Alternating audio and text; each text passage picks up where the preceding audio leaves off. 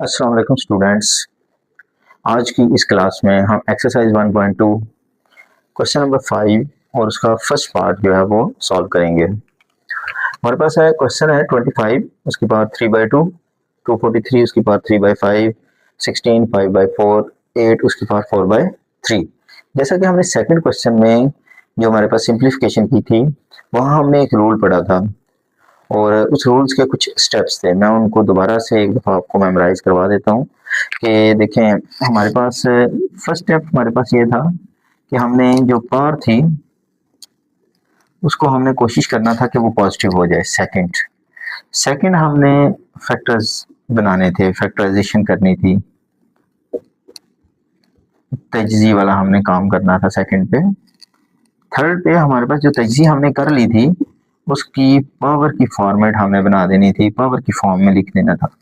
Number 4 कि जो हमारे पास इनसाइड पावर है उसको हमने मल्टीप्लाई करना था आउटसाइड पावर के साथ।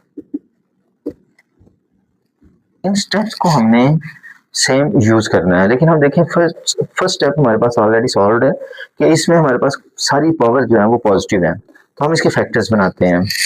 25 के फैक्टर्स 5 ज़रब 5 बनेंगे, 2 की पावर बटा 3। 243 मेरे माइंड में वैसे इसके फैक्टर्स 3 को 5 टाइम्स हम लिखें तो आपने इसको इस तरह से ग्राफ में सॉल्व करना है। हमारे पास आ जाएगा 3 ज़रब 3 ज़रब 3 3 ज़रब 3, इसकी पावर में आ जाएगा 3/5 डिवाइडेड बाय 16 है। इसके भी इसी तरह से 2 multiply by 2 multiply by 4 time 4 दफ़ा 5/4। 8 को लिखेंगे 2 को 3 दफ़ा, 2 2 बार 4 4 2 बार 8 पावर 4 बार। ये जो फैक्टराइजेशन वाला हमारा फर्स्ट स्टेप है वो यहाँ तक हमारा क्लियर हो गया। अब हमने इसको पावर की शक्ल में लिखना है। पावर की शक्ल में जब हम लिखेंगे इसको तो देखें 5, इसकी पावर 2, 2/3, 3 की पावर 5, इसकी पावर 3/5, 2 की पावर 4, इसकी पावर आ जाएगी 5/4, 2 की पावर 3, इसकी पावर आ जाएगी आपके पास 4/3।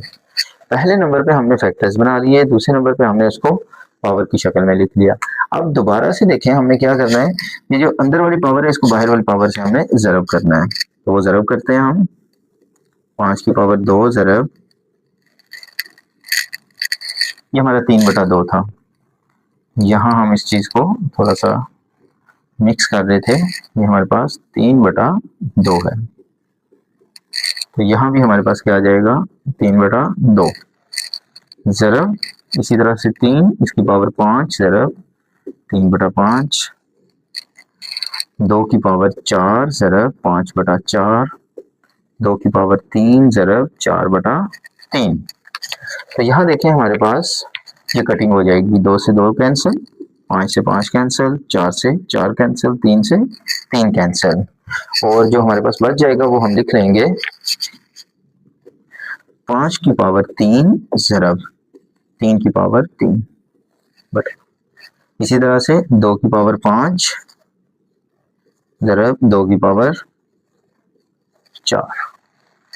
आगे हम मूव करते हैं इसी क्वेश्चन को लेकर। लास्ट 2 स्टेप्स हमारे पास इसके रह गए हैं। 5 की पावर जो 3 आ जाएगी हमारे पास, 5 की पावर 3 को जब हम लिखेंगे तो हमारे पास आएगा 125 ज़रब, इसी तरह 3 की पावर 3 वो हमारे पास 27 आ जाएगा, बटे में नीचे लिखेंगे 2 की पावर 5 32 ज़रब 2 की पावर 4, तो ये हमारे पास 16। कटिंग की इसकी पॉसिबिलिटी नहीं है, तो हमारे पास जब इसको हम मल्टीप्लाई करते हैं हमारे पास आंसर आ जाता है 3375 डिवाइडेड बाय 512, और यही इसका आंसर होगा। तो बिल्कुल सिंपल सा क्वेश्चन है हमारा, कोई इसमें एक कहते हैं ना हम कोई टेक्निकल पॉइंट, कोई टेक्निकल स्टेप, कोई ऐसा स्टेप आया हो कि जिस जगह पर हम किसी जगह पर ज़्यादा सोचने पर मजबूर हो गए हों, तो ऐसा कुछ भी नहीं है। सिंपल हमारे पास एक ही जो हमारे जो स्टेप्स हैं वही फार्मूला, वही स्टेप्स, वही जहन में रखने हैं कि सबसे पहले हमने देखें इस स्टेप में क्या किया है, तजज़ी किया है। तजज़ी करने के बाद, फैक्टर्स बनाने के बाद हमें क्या किया, उनको पावर की फॉर्म में लिख दिया है। ये सेकंड स्टेप। पावर के बाद हमने क्या किया है कि जो अंदर वाली पावर है इसको बाहर वाली पावर से ज़रब, और उसके बाद बिल्कुल सिंपल सिंप्लीफिकेशन कर लिया है। ओके स्टूडेंट्स, अल्लाह हाफिज़।